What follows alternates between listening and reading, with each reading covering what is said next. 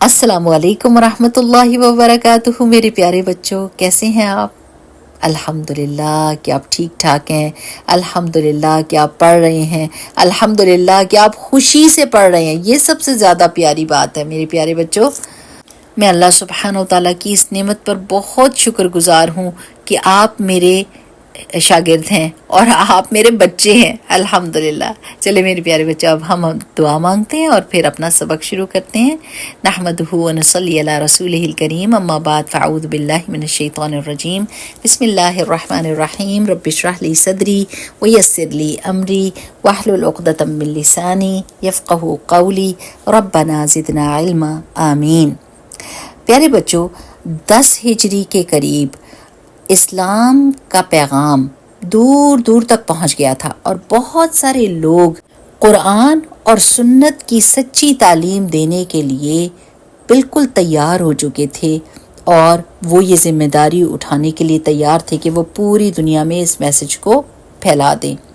اب یہ وقت تھا کہ اللہ سبحانہ و تعالی محمد رسول اللہ صلی اللہ علیہ وسلم کو ان کی سخت محنت کا پھل دکھاتے، اور یہ تب ہوا کہ جب رسول اللہ صلی اللہ علیہ وسلم نے اپنا پہلا اور آخری حج کیا۔ جی ہاں، رسول اللہ صلی اللہ علیہ وسلم نے اپنی زندگی میں ایک ہی حج کیا تھا، اور اس حج کو کہتے ہیں حجۃ الوداع، یعنی رخصت ہونے کا حج۔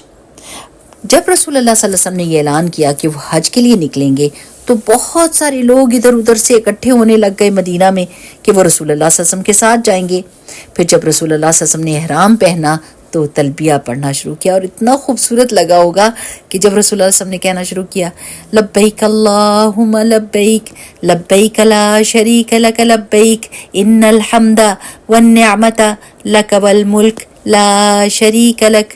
ایک بہت ہی پیارا انداز ہے اللہ تعالیٰ کی وحدانیت کا اعلان کرنے کا، اور سارے صحابہ رسول اللہ صلی اللہ علیہ وسلم کے ساتھ یہ کہہ رہے تھے۔ کتنا خوبصورت لگا ہوگا۔ آپ کو پتہ ہے کہ کتنے صحابہ رسول اللہ صلی اللہ علیہ وسلم کے ساتھ تھے؟ 1,25,000 کا مجمع تھا، اور یہ مجمع کوئی چھوٹا مجمع نہیں تھا، لوگوں کا سمندر لگ رہا تھا کہ وہ رسول اللہ صلی اللہ علیہ وسلم کے آس پاس ہے۔ آپ کو یاد ہوگا کہ جب رسول اللہ صلی اللہ علیہ وسلم نے یہ پیغام شروع کیا تھا تو ایک ہمارے پیارے نبی صلی اللہ علیہ وسلم تھے جنہوں نے یہ کلمہ اٹھایا تھا کہ لا الہ الا اللہ، اور آج رسول اللہ صلی اللہ علیہ وسلم کی محنت کا ثمر یہ ہے کہ ان کے آس پاس اتنے زیادہ لوگ اسلام کی حالت میں موجود تھے۔ رسول اللہ صلی اللہ علیہ وسلم نے طواف کیا، سعی کی، منا گئے، پھر 9 ذی الحجہ کو عرفات کے میدان کی طرف چلے گئے، اور وہاں پر ایک بہت ہی خوبصورت خطبہ دیا جس کے بیچ میں اسلام کی بہترین تعلیم کے بارے میں لوگوں کو بتایا، کہ جیسے میں یہ بتایا کہ اے لوگوں، ایک مسلمان کا خون اور اس کی عزت جو ہے وہ اس شہر، اس جگہ اور اس مہینے سے زیادہ محترم ہے، اس کا خیال رکھو۔ اور پھر یہ کہ زمانہ جاہلیت میں جتنے بدلہ لینے والا طریقہ تھا وہ اب ختم ہو جائے گا، انتقام لینے کا۔ عرب کیا کرتے تھے کہ جب ایک بندہ مارا جاتا تھا ایک قبیلے کا تو وہ اس کا بندہ مار دیتے تھے، پھر وہ ان کا بندہ مار دیتے تھے، اور یہ جو کڑی تھی وہ رکتی نہیں تھی، یہ چین ٹوٹتی نہیں تھی۔ تو رسول اللہ صلی اللہ علیہ وسلم نے فرمایا کہ پہلا خون جو معاف کیا جاتا ہے وہ ہم اپنے خاندان کا، ایک صحابی کے جو بیٹے تھے وہ مارے گئے تھے تو ان کا ہم معاف کرتے ہیں۔ پھر اسی طرح رسول اللہ صلی اللہ علیہ وسلم نے فرمایا کہ سود اب کوئی نہیں لے گا، اور سود، سب سے پہلا سود جو معاف کیا گیا وہ عباس بن عبد المطلب رضی اللہ تعالیٰ عنہ کا تھا کہ وہ اپنا سود نہیں لیں گے، لہٰذا سود کو ختم کیا گیا۔ اور پھر رسول اللہ صلی اللہ علیہ وسلم نے عورتوں کی حفاظت کا حکم دیا، اور ساری اچھی باتیں بتانے کے بعد کیا فرمایا کہ اب اگر قیامت کے دن میرے بارے میں آپ سے پوچھا جائے گا تو آپ کیا کہو گے؟ تو سارے صحابہ نے کیا کہا کہ ہم گواہی دیں گے کہ آپ صلی اللہ علیہ وسلم نے اپنا سارا پیغام ہم تک پہنچا دیا اور اپنے مشن کو مکمل کیا۔ رسول اللہ صلی اللہ علیہ وسلم نے یہ سن کر اپنی شہادت کی انگلی آسمان کی طرف اٹھائی اور فرمایا اللہم اشہد اللہم اشہد اللہم اشہد، اے اللہ تو میرا گواہ رہنا۔ رسول اللہ صلی اللہ علیہ وسلم نے جب اپنا خطبہ ختم کیا تو اللہ سبحانہ و تعالیٰ نے ایک بہت ہی پیاری آیت نازل کی، اور وہ کیا تھی؟ الیوم اکملت لکم دینکم واتممت علیکم نعمتی ورضیت لکم الاسلام دینا، کہ آج کے دن ہم نے تمہارا دین تمہارے پہ مکمل کر دیا اور اپنی نعمت کو تم پر تمام کر دیا، اور اسلام کے تمہارے دین ہونے پر میں راضی ہو گیا۔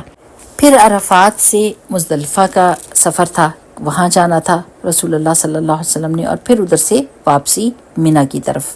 پھر رمی کا ٹائم تھا کہ رمی کرنی تھی، شیطان کو پتھر مارنے، اور پھر اس کے بعد 10ویں ذی الحجہ کو قربانی کرنا، اور رسول اللہ صلی اللہ علیہ وسلم نے قربانی کی اور اپنے بال منڈوائے۔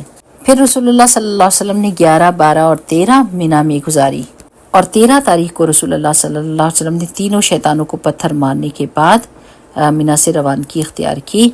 اور جب رسول اللہ صلی اللہ علیہ وسلم مدینہ کی حدود کے پاس پہنچے تو آپ نے خوشی سے فرمایا، اللہ اکبر اللہ اکبر اللہ اکبر، لا الہ الا اللہ وحدہ لا شریک لہ، لہ الملک ولہ الحمد وہو علی کل شیء قدیر، آئبون تائبون عابدون ساجدون لربنا حامدون، صدق اللہ وعدہ ونصر عبدہ وہزم الاحزاب وحدہ، جس کا معنی ہے اللہ سب سے بڑا ہے، اللہ سب سے بڑا ہے، اللہ سب سے بڑا ہے، اللہ کے سوا کوئی معبود نہیں، وہ تنہا ہے، اس کا کوئی شریک نہیں، اسی کے لیے بادشاہت ہے، اسی کے لیے تعریف ہے، اور وہ ہر چیز پر قدرت رکھتا ہے۔ ہم پلٹنے والے، توبہ کرنے والے، عبادت کرنے والے، سجدہ کرنے والے اور اپنے رب کی تعریف کرنے والے ہیں۔ اللہ سبحانہ و تعالیٰ نے اپنا وعدہ سچ کر دکھایا اور اپنے بندے کی مدد کی اور تنہا ساری جماعتوں کو شکست دے دی۔ یہ بہت پیاری کلمات ہیں پیارے بچوں، اور جب آپ شہر سے باہر جائیں اور واپس اپنے شہر آئیں تو آپ یہ دعا پڑھ سکتے ہیں یہاں تک، آئبون تائبون عابدون ساجدون لربنا حامدون۔ اچھا پیارے بچوں، جیسے ہی رسول اللہ صلی اللہ علیہ وسلم مدینہ واپس آئے اور انہوں نے اپنی محنت کا ثمر دیکھا تھا، جو انہوں نے 23 سال تک محنت کی تھی، اور رسول اللہ صلی اللہ علیہ وسلم مسلسل اللہ تعالیٰ کی تعریف اور تسبیح کر رہے تھے۔ پھر مدینہ میں آنے کے بعد رسول اللہ صلی اللہ علیہ وسلم نے حضرت اسامہ بن زید رضی اللہ عنہما کو ایک مہم پر بھیجا، اور لیکن یہ لوگ ابھی کچھ میل ہی دور تھے مدینہ سے کہ ان کو پتہ چلا کہ رسول اللہ صلی اللہ علیہ وسلم بیمار ہو گئے ہیں، اور یہ بیماری شدت اختیار کر گئی تھی، تو انہوں نے وہاں رک کر انتظار کیا یہاں تک کہ رسول اللہ صلی اللہ علیہ وسلم کی وفات کی خبر آئی، انا للہ و انا الیہ راجعون۔ اور رسول اللہ صلی اللہ علیہ وسلم کی وفات کے بعد حضرت ابوبکر صدیق کی خلافت کی پہلی مہم حضرت اسامہ بن زید رضی اللہ تعالیٰ عنہ والی ہی تھی۔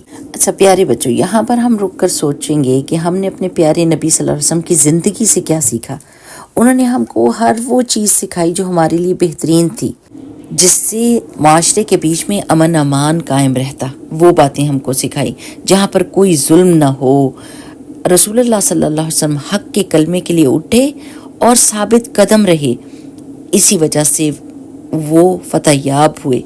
اور اب دیکھیے کہ 1500 سال گزر چکے ہیں جب رسول اللہ صلی اللہ علیہ وسلم اس دنیا کو چھوڑ کر گئے۔ اپنے آس پاس دیکھیں کہ کتنے زیادہ مسلمان ہیں، کتنے سارے لوگ رسول اللہ صلی اللہ علیہ وسلم کی سنت پر عمل کرتے ہیں اور اللہ تعالیٰ کی وحدانیت کو مانتے ہیں، سبحان اللہ۔ اسی لیے ہم کہتے ہیں نا، رضیت باللہ ربا وبالاسلام دینا وبمحمد صلی اللہ علیہ وسلم نبیہ۔ الحمدللہ، بارک اللہ فیکم، سبحانک اللہم وبحمدک، نشہد ان لا الہ الا انت، نستغفرک ونتوب الیک۔ السلام علیکم ورحمۃ اللہ وبرکاتہ۔